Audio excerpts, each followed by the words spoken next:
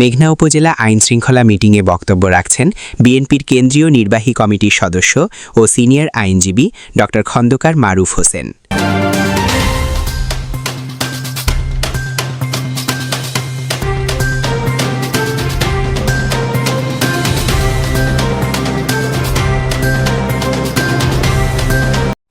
April 2026-এ যেই আমাদের সিদ্ধান্তগুলো সকলের সামনে আছে, আমি দ্বিতীয় পৃষ্ঠায় যদি দেখাই 2.5 অর্থাৎ ক্রমিক নাম্বারে দেখবেন আবার কিছু বক্তব্য এখানে কোড করা আছে। 2.5 যেখানে আমি কি বক্তব্য দিয়েছি আলোচ্য বিষয় সিদ্ধান্ত দ্বিতীয় কলামে যদি যান সেখানে বলা আছে সাব্বির হত্যাকাণ্ড মহিষাচর গ্রামের বাড়ি পুড়িয়ে দেওয়ার অপরাধীদের দ্রুত গ্রেফতার করতে হবে, এটা সিদ্ধান্ত। এটা কিন্তু 1 মাস আগের সিদ্ধান্ত। আমার প্রশ্ন যে এখন পর্যন্ত এই ধরনের কোন গ্রেফতারের কর্মকাণ্ড করা হয়েছে কিনা। দ্বিতীয়ত যেমন নদীতে চাঁদাবাজি বন্ধ করতে হবে, এ ব্যাপারে যেমন কিছুটা কমে এসেছে। ইয়াবা গাঁজা মদ জুয়ার ব্যাপারে 0 টলারেন্স, এটাও কতটুকু 0 টলারেন্স আমরা সেই পর্যায়ে যেতে পেরেছি, এটাও আপনাদের আমি দৃষ্টি আকর্ষণ করছি। বালুকাটা অভিযান অব্যাহত, বালুকাটার বিরুদ্ধে অভিযান অব্যাহত থাকবে। ইনক্লুডিং কিশোর গ্যাংয়ের বিরুদ্ধে আইনানুগ ব্যবস্থা গ্রহণ করা হবে। এই ইনক্লুডিং এটা গতবার বলা হয়েছিল এবার না বললেও কিশোর গ্যাংয়ের কথা কিন্তু আজকে মিটিং এসেছে। আইনানুগ দ্রুত ব্যবস্থা গ্রহণ করা হবে, আর এগুলো সিদ্ধান্ত নেই, কিন্তু এটার কোনো সেরকম বাস্তবায়ন দেখি না। এগুলো আসলে আমাদেরকে একটু গুরুত্ব দিতে হবে, কারণ যেমন বলা হলো যে সাব্বির হত্যাকাণ্ড, কিছুদিন আগে আমাদের পাশের কুমিল্লা 4 আসনের একজন সংসদ সদস্য, সংসদ সদস্য তিনি আমাদের মেঘনা এসেছিলেন, সেখানে বলে গেছেন যে 4টা মার্ডার নাকি আমরা ক্ষমতা আসার পরে হয়েছে। এটা আসলে কোন 4টা মার্ডার আমি বুঝতে পারছি না। আমার জানা মতে 2টা মার্ডার হতে পারে, একটা সাব্বির আর একটা সাতানিতে একটা মার্ডার হয়েছে। এখন এমন ভাবে কথাগুলো সেদিন বলা হয়েছে, মনে হয়েছে বিএনপির লোকজন এই মার্ডারের সাথে জড়িত, অথচ আপনারা ক্লিয়ার এজাহার এবং তদন্তে দেখবেন বিএনপির সাথে কোনো সম্পর্ক নাই। আমরা সরাসরি তাদের দ্রুত গ্রেফতার করে আইনানুগ ব্যবস্থা নেওয়া, বিচার করার জন্য প্রথম দিন থেকে দাবি করছি, কিন্তু কি কারণে পুলিশ প্রশাসন গ্রেফতার করতে পারে না পারার কারণে বিএনপি সরকারের বিরুদ্ধে বিভিন্ন ধরনের প্রোপাগান্ডা হচ্ছে। বদনামটা হচ্ছে বিএনপি সরকারের। যিনি বিরোধী দলের সংসদ সদস্য আমি বলে হাসান আব্দুল্লাহ সাহেব বলে গেলেন যে বিএনপির উপর দায় চাপিয়ে গেছেন, অথচ এই হত্যাকাণ্ড 4টা না, আমাদের মধ্যে 2টা, এই হত্যাকাণ্ডে বা 3টা হতে পারে, এগুলোর সাথে বিএনপি কোনোভাবে জড়িত না। এবং আমরা প্রথম দিন থেকে এই 3টা মিটিং এ কিন্তু আমরা তাদের গ্রেফতারের জন্য বলেছি, এবং এই যে সিদ্ধান্ত আছে 2.5-এ, এই সিদ্ধান্তটা অনুযায়ী কেন ব্যবস্থা গ্রহণ করা হয় না, দুর্বলতা কোথায়? এখন আমরা অনেক সময় প্রশ্ন করলে, ফোন করলে, প্রশ্ন করার করলে উত্তর আসে যে আমরা তো খুঁজে পাই না। এখন খুঁজে না পেলে এই দায়িত্ব কাজ। অনেকে বলে অনেকেই নাকি এলাকায় ঘোরাঘুরি করে, এলাকা ঘোরাঘুরি করলে তাদের যদি গ্রেফতার করা যায় তাহলে কেন এখানে সঠিকভাবে সেই দায়িত্ব পালন করা হচ্ছে না?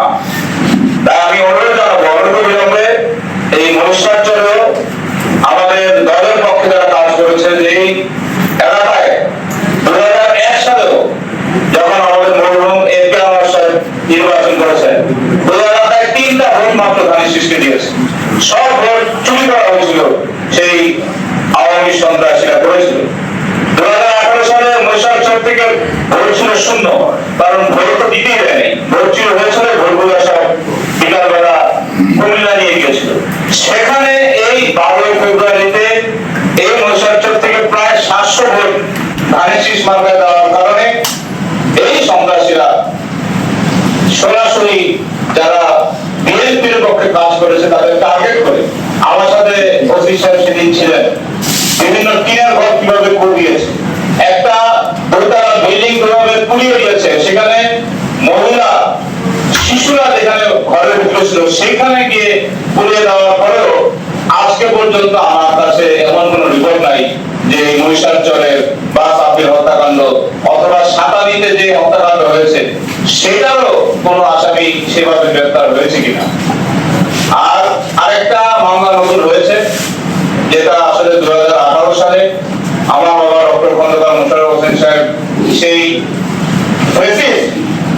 রাতের ভোটের নির্বাচনে যখন প্রচারণা করতে এসেছিলেন, ওনার রাজনৈতিক ইতিহাসে কোন নির্বাচনী ক্যাম্পেইনে এভাবে তাকে হত্যার উদ্দেশ্যে যেভাবে গুলি টেরা জুতা নিয়ে যেভাবে আক্রমণ করা হয়েছিল, পরবর্তীতে মামলা আমরা করতে গিয়েছিলাম সেই সময় আওয়ামী লীগের সময়, থানার মামলা নেয় নাই, আদালতের মামলা নেয় নাই, সেই মামলা হয়েছে। এখন অনেকে ঘোরাঘুরি করে, আমার কাছে মেসেজ আছে যে অনেকে দু একজন গ্রেফতার হয়েছে ঢাকাতে। ঢাকাতে যদি সেখানে করতে পারে, এলাকায় কেন করতে পারছে না? আরেকটা আমি এখানে দাবি জানাবো, আমার পাশে বসে আছে রণজিৎ উল্লান্ডী। 2018 সালে একই ভাবে তাকে হত্যার উদ্দেশ্যে মাথা কোপানো হয়েছিল সেই লক্ষণ খোলা, সেই বিষয়েও আমি মনে করি যে একটা আইন শৃঙ্খলা রক্ষাকারী বাহিনীর ব্যবস্থা নেওয়া উচিত, একটা মামলা হওয়া উচিত। কারণ আমরা যারা আইনজীবী জানি যে ফৌজদারি মামলা কখনো তামাদি হয় না। আজ থেকে 50 বছর আগেও যদি কোনো অপরাধ হয়ে থাকে, সেটা নতুন ভাবে আইনানুগ ব্যবস্থা নেওয়ার সুযোগ রয়েছে। তাই আমি দীর্ঘ বক্তব্য না রেখে আমি এই দাবিগুলো করছি, যেগুলো সিদ্ধান্তগুলো করলাম। আবার পরবর্তী মিটিংয়ে যদি দেখি এই একই সিদ্ধান্তগুলো আবার প্রিন্ট করে আসছে, তাহলে কিন্তু রেজাল্ট কিন্তু কোনো আসলো না। সর্বশেষ, সামনে ঈদুল আজহা, যে পশুর হাটগুলো ব্যাপারে ইতিমধ্যে বলা হয়েছে। আমি অনুরোধ জানাবো, যারা এখানে 11টা হাট ছিল, কোনো কারণে একটা হাট মনে হয় টেন্ডারে আসে নাই, 10টা হাট রয়েছে, সেখানে যাতে করে যারা ব্যবসায়ীরা গরু বা ছাগল বা ভেড়া যেতেই হোক পশু নিয়ে আসবেন, তারা যেন নির্বিঘ্নে আনতে পারেন, আসার পথে কোনো ধরনের চাঁদাবাজির সম্মুখীন না হন, এবং যারা ক্রয় করবেন তারাও যাতে করে পকেটে টাকা নিয়ে এসে সেখানে ক্রয় করে সুন্দর মতো বাড়িতে ফিরে যেতে পারেন, কোনো ধরনের ছিনতাই চুরির সম্মুখীন না হয়, এটা আপনারা দেখবেন। আর ঈদের সময় অনেকেই গ্রামমুখী হয়, আমাদের যে বাগেরচর থেকে সিনাই পর্যন্ত যে রাস্তা রয়েছে, এখানে যাতে করে কোনো ধরনের ছিনতাই চাঁদাবাজির সম্মুখীন না হয়। কারণ রাত্রেবেলা অনেকে, গভীর রাত্রে অনেকে ঢাকা থেকে বিভিন্ন জায়গা থেকে আসবেন। তার বক্তব্য না রেখে আমি আবারও সকলকে ধন্যবাদ জানিয়ে আমাদের যে জিরো টলারেন্স অপরাধের বিরুদ্ধে, সন্ত্রাসের বিরুদ্ধে, চাঁদাবাজের বিরুদ্ধে, বারো খেতদের বিরুদ্ধে, এগুলো আমরা সপ্তাহ দমন করতে চাই। আমাদের মাননীয় প্রধানমন্ত্রীর নির্দেশ অনুযায়ী, মাননীয় সংসদ সদস্যের নির্দেশ অনুযায়ী আমরা আশা করি পুলিশ প্রশাসন, স্থানীয় প্রশাসন আমাদের সহযোগিতা করবে। আসসালামু আলাইকুম। বাংলাদেশ জিন্দাবাদ।